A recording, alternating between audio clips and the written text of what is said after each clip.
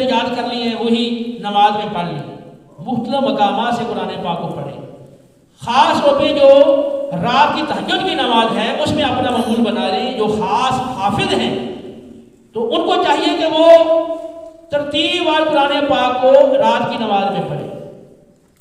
اور جو حافظین بھی ہیں وہ بھی کوشش کریں کہ وہ مقامات جو زیادہ مؤثر ہیں اور جو زیادہ دل پہ اثر کرنے والے مقامات ہیں، اور خاص طور پہ وہ مقام جہاں مومنین کے اوصاف کا ذکر ہے، مومنین کے اوصاف کا ذکر ہے، وہ مقامات یاد کر لیں.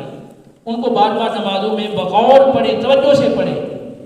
آپ جتنا ان کو غور سے توجہ سے اپنی نمازوں میں پڑھیں گے، نماز کے اندر بھی حسن و خوبی اور خشوع و خضوع پیدا ہوگا.